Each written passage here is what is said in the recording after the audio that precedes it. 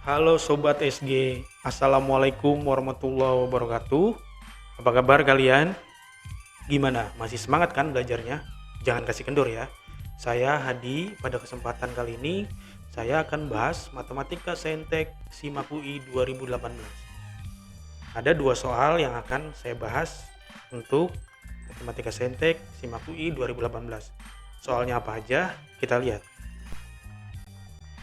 Oke, soal pertama ini tentang limit aljabar. Materi limit aljabar ini kalian peroleh di kelas 11 matematika wajib. Gimana cara mengerjakan soal itu? Kita lihat. Karena bentuk limit di sini cukup kompleks, kita gunakan cara pemisalan. Jadi kita misalkan bentuk yang kayaknya rumit. Dalam hal ini akar X. Misal akar X itu kita sebut saja sebagai Y. Nah, cara pemisalan ini tujuannya untuk menyederhanakan masalah-masalah yang kita anggap terlalu kompleks.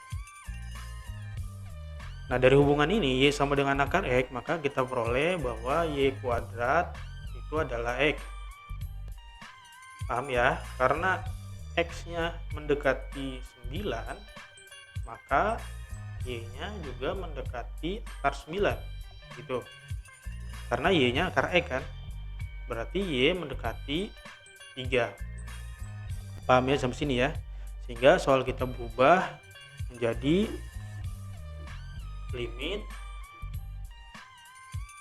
X mendekati 9, kita tulis menjadi Y mendekati 3. Akar X itu adalah Y min akar 4Y min 3 per X kuadrat. X kuadrat itu X itu adalah Y kuadrat, tapi kalau X kuadrat berarti Y pangkat 4. Y kuadrat dikuadratin lagi min 81. Paham ya sampai sini ya? Nah, soal udah berubah. Yang sebelumnya dalam bentuk X, sekarang dalam bentuk Y. Nah, kemudian diapain lagi? Nah, biasanya mengerjakan limit itu salah satu caranya adalah dengan menggunakan turunan. Nah, untuk kali ini kita gunakan turunan.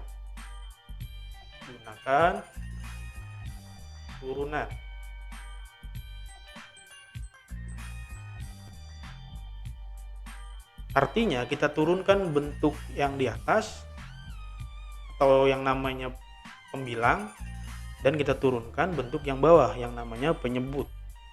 Sehingga soal berubah menjadi limit Y mendekati 3, turunan Y ya itu 1, turunan akar 4Y min 3 itu min 4 per 2 akar 4Y min 3 ya.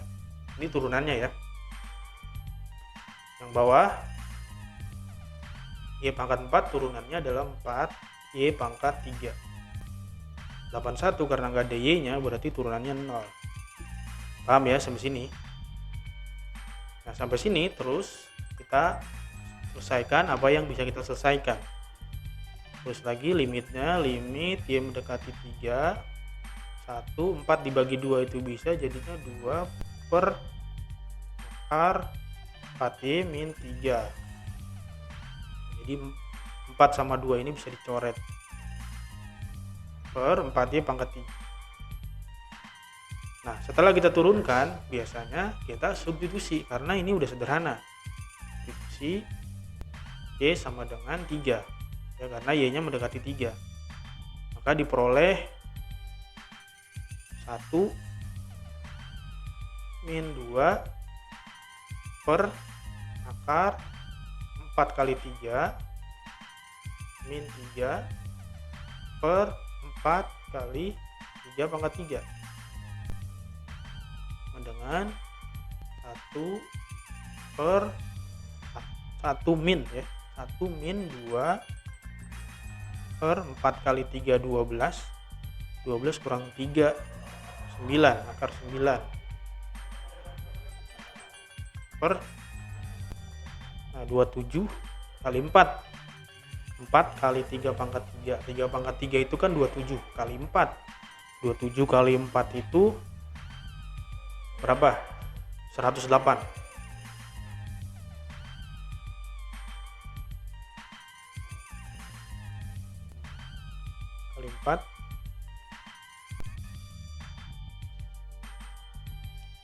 Nah, terus sampai sini kita selesaikan lagi dengan 1 min 2 akar 9 itu 3 per 108. 1 dikurang 2 akar 3, dikurang 2 akar 3 itu 1 per 3 per 108. Ini 1 per 108 kali 3 berapa tuh? 324. 1 per 324. Apakah ada di opsi? Wih, ada ya. Jawabannya adalah D. Nah, gimana? Paham ya sampai sini ya? Gampang kan? Oke, untuk soal yang kedua adalah untuk soal kedua yaitu tentang fungsi kuadrat. Nama lainnya adalah persamaan parabola. Materi ini kalian peroleh di kelas 10 matematika wajib. Nah, sebelum kita bahas soal, kita coba lihat sedikit konsepnya tentang soal ini. Bahwa persamaan parabola atau fungsi kuadrat dia punya bentuk umum seperti ini. Umum dari persamaan parabola.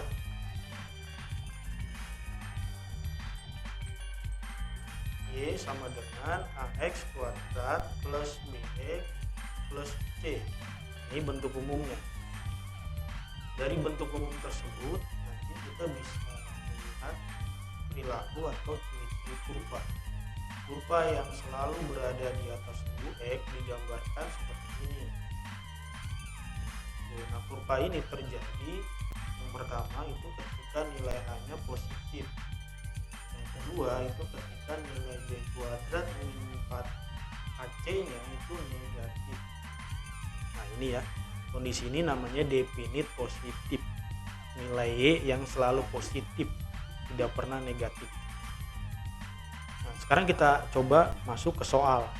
Soal ini saya coba sederhanakan agar bentuknya menjadi sederhana. Di situ ada bentuk yang sama yaitu A-2 itu coba saya misalkan sebagai P. Misal P adalah A-2.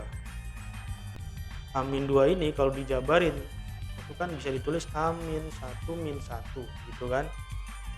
Terus min 1 yang belakang pindah ruas jadi P plus 1 sama dengan A-1. Nah, di soal itu ada bentuk 1 min A. 1 min A itu bisa kita peroleh dari A-1 menjadi begini. Min 1 min A. Jadi A-1 itu sama dengan min 1 min A. Ruas kiri tetap P plus 1. Ya. Pindah ruas.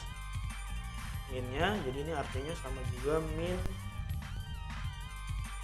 P min 1 sama dengan 1 min A. Paham ini ya perubahan ini ya. Nah, jadi yang kita input di soal adalah nilai P ini dan nilai 1 min A ini. Nah, sekarang soal berubah menjadi Y sama dengan PX kuadrat plus akar 3. 1 min A itu berubah menjadi min P min 1 X plus P. Nah, ini. Terus sesuai dengan format bentuk umum kita tuliskan siapa yang jadi A, B, C-nya. Di sini menjadi A dia, ini A-nya, ini adalah B-nya, ini adalah C-nya. Nah, untuk syarat pertama A-nya harus positif gitu kan, berarti nilai P-nya positif. Ini syarat pertama udah. Syarat kedua itu B kuadrat min 4AC harus negatif, kurang dari 0. Kita masukkan B nya adalah akar 3 min P min 1 pangkat 2 itu min 4, A nya adalah P, C nya juga P, kurang dari 0. Paham ya sampai sini ya? Kemudian kita kuadratkan menjadi, ini kan akar 3 ya, akar 3. Oh, kita tulis dulu soalnya bentuk terakhir maksudnya. Mana kursornya? Akar 3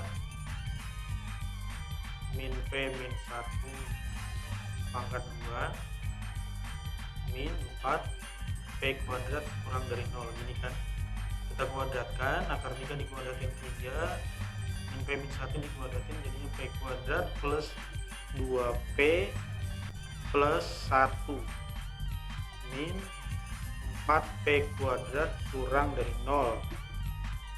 Paham ya sampai sini? 3 nya dikalikan ke dalam jadi 3P kuadrat ditambah 6P ditambah 3 min 4P kuadrat kurang dari 0.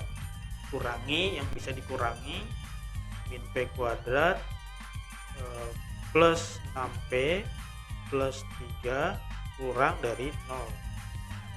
Kita kali negatif biar P kuadratnya jangan negatif. P kuadrat min 6P min 3 kurang dari 0. Paham ya sampai sini? Nah, terus gimana cara mendapatkan P? Caranya pertama difaktorin. Apakah bisa bentuk terakhir ini difaktorin? Oh, ternyata agak susah. Sehingga kalau nggak bisa difaktorin, kita gunakan rumus ABC. Rumus ABC yang seperti ini. Untuk mencari P1 dan kedua, min B plus minus akar B kuadrat min 4AC bagi 2A. Siapa yang jadi B, A, dan C nya? Yaitu dia yang seperti bentuk umum tadi. Di bentuk terakhir ini kita peroleh A nya 1, B nya min 6, C nya min 3. Kita masukkan ke rumus ABC sehingga diperoleh 6 plus minus akar 36 plus 12.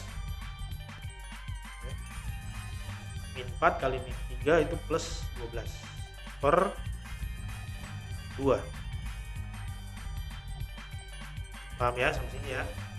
Kemudian tulis lagi 6 plus minus 36 tambah 12 itu 48 dibagi 2. 48 itu adalah 3 kali 16. 16 nya keluar jadi 4 akar 3 bagi 2. Dibagi 6 bagi 2 itu 3, 4 bagi 2 itu 2 akar 3. Ini nilai P1 dan kedua, berarti P1 nya adalah 3 plus 2 akar 3, P2 nya adalah 3 min 2 akar 3. Akar 3 itu kalau didesimalkan adalah 1,7. Berarti P1 nya adalah 3 ditambah 2 kali 1,7, 3,4. 6,4. P2 nya 3 dikurangi 3,4 min 0,4. Nah, terus mana P yang benar? Karena ini karena ini yang diminta adalah kurang dari 0 nih, tanda ini nih, berarti solusinya berupa pertidaksamaan. Solusi dari P nya adalah pakai atau P kurang dari 0,4 min ya, atau P lebih dari 6,4. Karena yang diminta kurang dari 0, biasanya pakai atau. Nah, ini solusi dari syarat yang kedua. Nah, syarat pertama tadi solusinya, ini solusi 2 ya. Solusi 1 yang tadi yang sebelumnya itu P nya lebih dari 0. Berarti mana P yang memenuhi? Yang satu lebih dari 0, yang kedua yang ini lebih dari 6,4 ya. Karena kita butuh P-nya yang sama-sama memenuhi, yang satu dan yang kedua sama-sama memenuhi. Berarti adalah P-nya lebih dari 6,4. Jadi kalau di garis bilangan begini. Dari solusi 1 itu dapat P-nya lebih dari 0. 0 misalkan di sini. Nah, ini arahnya ke sana ke kanan. Terus ini min 0,4. Arahnya ke kiri. Solusi 2. Sama 6,4. Arahnya ke kanan. Tuh. Berarti kita cari daerah yang beririsan, yaitu di sini. Jadi P yang memenuhi adalah 6,4. P-nya lebih dari 6,4. Karena P adalah bilangan bulat, ya, yang diminta adalah bilangan bulat terkecil, berarti berapa? P itu kalau kita tulis bilangan bulatnya itu dimulai dari 7, ya kan? Terus 8, 9 dan seterusnya ke angka yang lebih dari 6,4.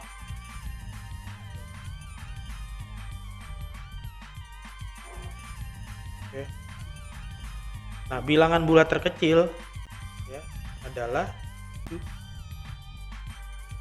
Nah, 7 ini adalah bilangan bulat terkecil.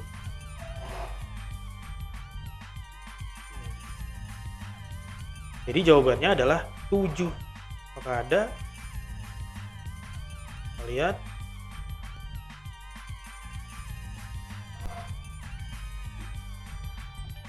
Ada ya jawabannya. Jawabannya B.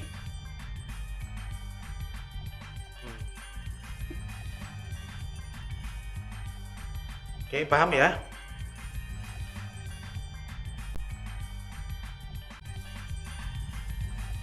Oke, sekian Sobat SG. Sampai jumpa di pertemuan berikutnya. Kalau kalian masih kurang puas, saya tunggu di SG ya. Assalamualaikum warahmatullahi wabarakatuh.